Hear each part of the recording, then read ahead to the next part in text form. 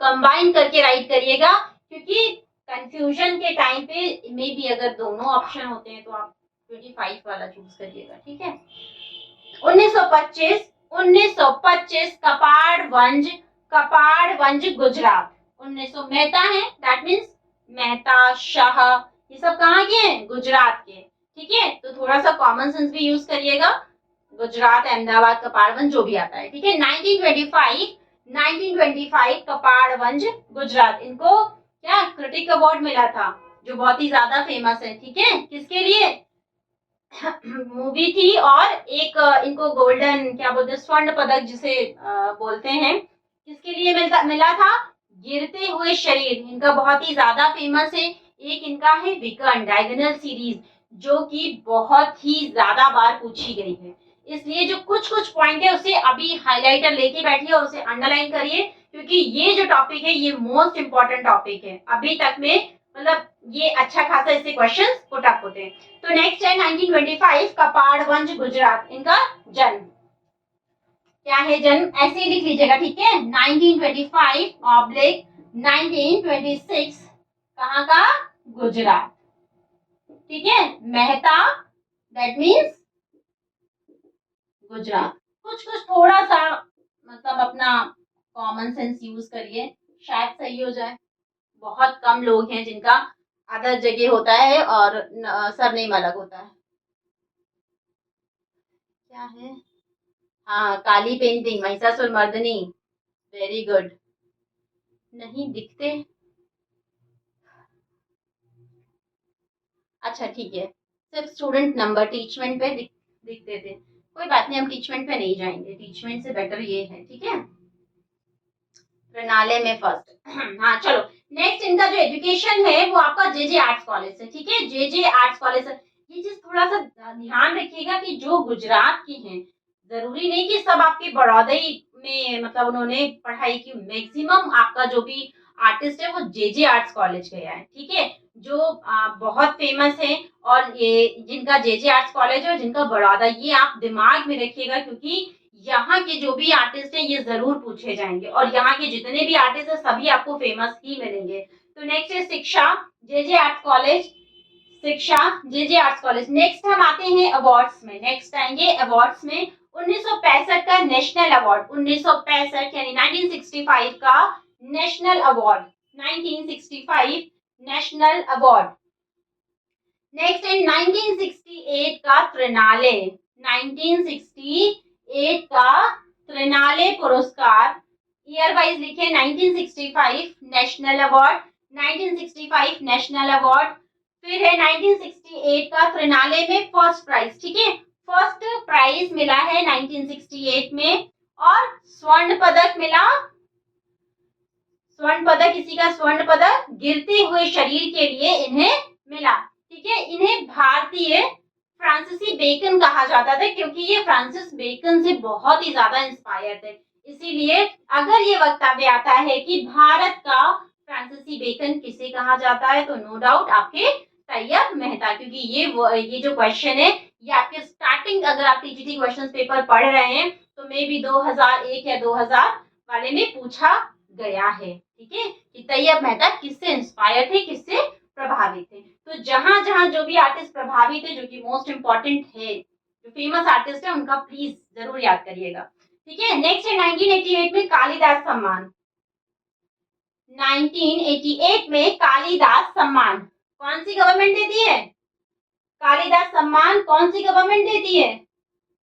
MP, कौन सी देती है? एमपी। नेक्स्ट है 2007, 2007 में पद्म भूषण, 2007 में Padma Bhushan, Padma Bhushan, very good, MP government, हाँ पद्म भूषण। नेक्स्ट लिखिए, इन्हें भारत का फ्रांसीसी बेकन कहा जाता है, इन्हें भारत का फ्रांसीसी बेकन कहा जाता है, या इस लाइन को भी ऐड कर लीजिए कि ये फ्रांसीसी बेकन से प्रभावित थे या इंस्पायर थे, जैसे आप लोग लिखना चाह रहे हैं अपनी लैंग्वेज में। नेक्स्ट है 1970, नेक्स्ट पॉइंट है 1970 यानी 1970, 1970 में कुदाल फिल्म, कुदाल फिल्म ये जरूर पूछा जाता है, कुदाल, ठीक है। कुदाल फिल्म, कुदाल फिल्म। अच्छा ये बताइए, सांड, सांड जो स्कल्पचर है, ठीक है, द बुल, ठीक है, हिंदी में सांड, इंग्लिश में बुल, ब्रॉन्ज में बना है, ब्रॉन्ज में किस आर्टिस्ट का है, ब्रॉन्ज का, आप अलॉय याद रखिएगा, ब्रॉन्ज धातु का जो बना है ये किसका है, और और ठीक है, फिल्म के लिए 19 जो आपका कुदाल फिल्म है, कुदाल फिल्म के लिए इन्हें क्रिटिक अवार्ड मिला, क्रिटिक अवार्ड प्राप्त हुआ 1970, ये ईयर जरूर याद रखना क्योंकि ये 1970 पूछा गया है, 1970 में कुदाल फिल्म के लिए या 1970 में कुदाल फिल्म के लिए इन्हें क्रिटिक अवार्ड मिला है, क्रिटिक अवार्ड मिला। नेक्स्ट अब आते हैं चित्र श्रृंखला, यानी जो इनकी सीरीज है। सबसे पहली है विकर्ण, सबसे पहली है विकर्ण, और एक नया नाम भी इसमें ऐड करिए, ठीक है, मुकुल पवार। जो ब्रॉन्ज में बुल बना है वो है आपका मुकुल पवार, तो इसको भी लिख लीजिए, मुकुल पवार।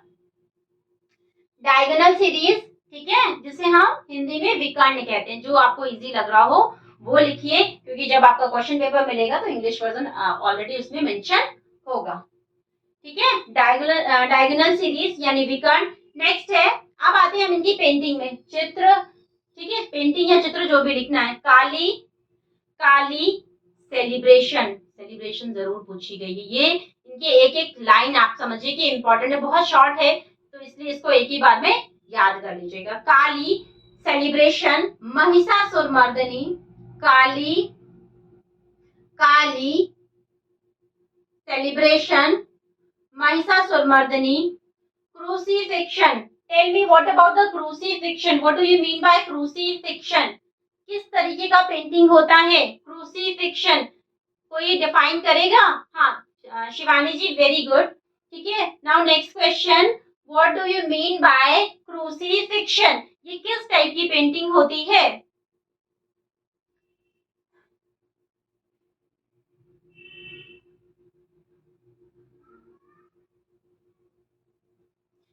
फेनिल ना, वो मैंने वर्ड बोला था रोशनी, फिनियल, ये वर्ड आपका जब नेट में आप सीक्वेंस लगाते हैं ना, जब मंदिरों का, तो जो फिनियल वर्ड होता है, एक्चुअली उसमें सिर्फ फिनियल वर्ड ये पूछा है कि किस सेक्शन में ये आता है, कुछ इस तरीके का क्वेश्चन था। जब आप लोग स्टडी करोगे ना तो वो वर्ड का लैंग्वेज आपको समझ में आएगा। जो इस टाइप के वर्ड आपको मिलते हैं ना, तो उसे तुरंत सर्च करके अपनी कॉपी में हिंदी में मेंशन करिएगा, ठीक है। जो फिनियल वर्ड आता है वो आपके मंदिर के कलश के लिए आता है, और ये जो आपका सेक्शन पूछा जाता है ये सब आपके साउथ के मंदिर का होता है, पता नहीं अजीब अजीब से खपूरी और ये सब अंगश्य करके, तो उसका मुझे लगता है इंग्लिश वर्जन भी ये लोग वही लिख देते हैं, ठीक। तो कुछ चीजें नहीं मिलती हैं, ये वर्ड मुझे मिला था इसलिए मैंने पूछा। फिनियल का शब्द होता है जो मंदिरों में हम लोग कलश वगैरह रखते हैं, उसको हम कहते हैं, लेकिन वहाँ पे इसको डिफाइन किया गया था कि फिनियल किस सेक्शन या किस पार्ट में आता है, ऊपर की तरफ आता है और कलश को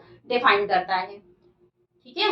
अब मैंने कुछ पूछा था, मैं भूल गई हूँ। हाँ, क्रूसीफिक्शन, मैंने पूछा कि आप लोग क्रूसीफिक्शन इमेज से क्या समझते हैं, किसी को कुछ आइडिया है?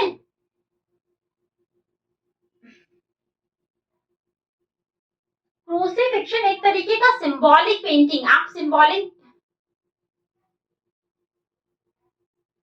वुड पर क्या किया जाता है, इसको थोड़ा सा और आंसर, ये जो जिस भी क्वेश्चन का आंसर है उसमें मेंशन करिए, मुझे समझ नहीं आ रहा कि वुड पर क्या किया जाता है, ठीक है। नेक्स्ट है आपका blue figure, blue figure, next है ब्लू फिगर, गिरता हुआ शरीर, गिरता हुआ, गिरता हुआ शरीर जिसे हम फॉलिंग फिगर के नाम से भी जानते हैं।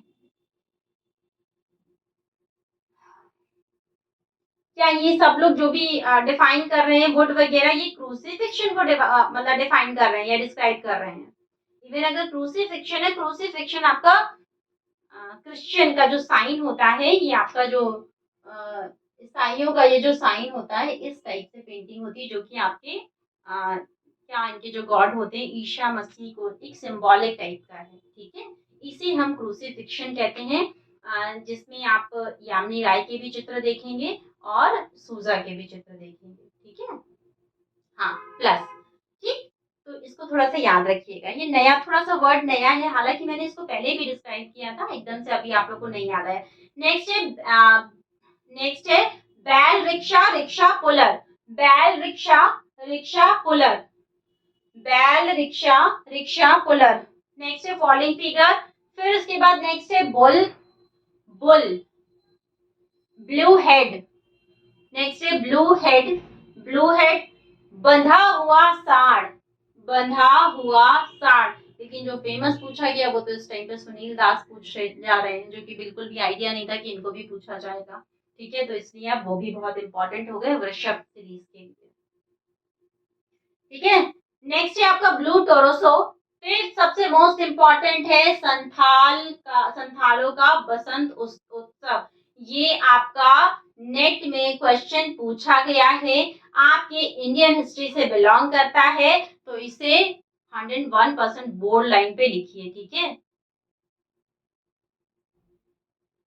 हाँ, बंधा हुआ बैल, मैंने क्या बोला? अच्छा, बंधा हुआ साड़, एक ही तो होता है, नहीं होता है, बोल लिख लो, ठीक, ठीक है। तो ये आपका हो गया तैयब मेहता, जो कि मोस्ट मोस्ट इम्पॉर्टेंट है। मैंने कुछ पूछा था धुला हुआ कोड़ा किसकी कलाकृति है, भाई किसी ने आंसर नहीं किया या मुझसे स्क्रॉल हो गया आंसर। किसी ने रिप्लाई दिया था धुला हुआ कोड़ा किसका है? उसकी बपौती कॉस्मिक